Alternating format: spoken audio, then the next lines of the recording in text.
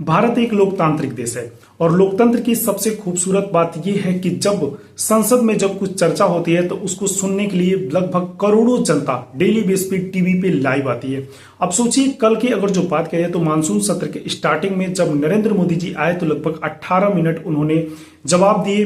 हालांकि किसी का उसमें कोई सवाल नहीं था, जो भी सवाल था सिर्फ उनका था और जवाब भी सिर्फ उनका था, क्योंकि किसी भी मीडिया वाले से उन्होंने बात नहीं किया।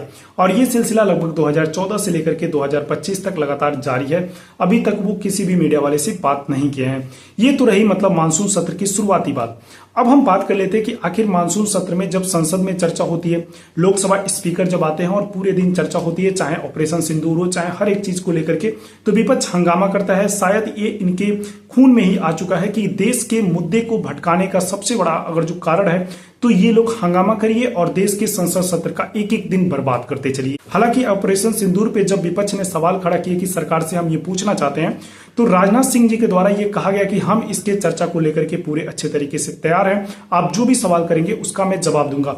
लेकिन इस पर विपक्षी दलों के नेताओं ने बायकॉट कर दिया और वहां पे जाकर के फिर से हंगामा करने लगे और पूरा का पूरा दिन बर्बाद हो गया। वहीं अगर जो बात कही तो राज्यसभा में जब जगदीप धनखड़ जी आते हैं तो उन्होंने भी पूरे दिन चर्चा की।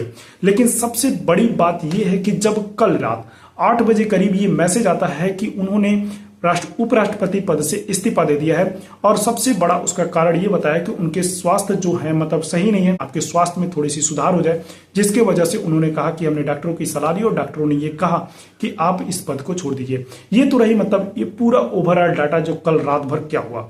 अब आप सोचिए भारत के उपराष्ट्रपति जब मानसून के संसद सत्र के दौरान चले जाएं तो आखिर अब उसके आगे क्या होगा, आखिर उसके पद को अब कौन संभालेगा आने वाले समय में। तो देखिए भारत के डिप्टी जो चेयरमैन होंगे हरिवंश राय नारायण जी, वो अब क्या करेंगे कि इसको मतलब पूरे मानसून सत्र के दौरान जब तक उपराष्ट्रपति का चुनाव नहीं हो जाता तब तक वो इस पद को संभालेंगे और वहां पे वो पूरे अच्छे तरीके से उस कार्यभार को निभाएंगे भी। अब अगर जो बात कही तो क्या उपराष्ट्रपति का चुनाव कितना जल्दी कराया जा सकता है? देखिए ये तो उपराष्ट्रपति का जो चुनाव होता है वो गुप्त तरीके से होता है, क्योंकि संसद राज्यसभा और लोकसभा के सांसदों के द्वारा ही उसका चुनाव किया जाता है। तो जब तक चुनाव नहीं हो जाते तब तक उपराष्ट्रपति हरिवंश नारायण सिंह जी लगभग बने रहेंगे।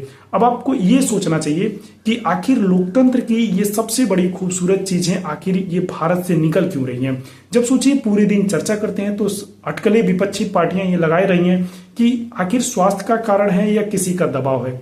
और सबसे बड़ी बात यह है कि शायद इस मानसून सत्र के बाद अगर जो आपको कोई नया उपराष्ट्रपति मिलेगा तो विपक्षी पार्टियों की तरफ से ये कयास लगाए जा रहे हैं कि शायद नीतीश कुमार जी का ये नाम यहाँ पर आना ये स्वाभाविक हो सकता है। तो मानसून सत्र में जो भी डेली बेस पे घटनाएं घटेंगी उस चीज को मैं बताने के लिए आप सभी के पास हाजिर होगा और मात्र 3 से 3.5 मिनट की ये वीडियो होगी, तो वीडियो को पूरा देखिएगा, जरूर से वॉच करिएगा। मिलते हैं किसी और वीडियो के साथ। नमस्कार।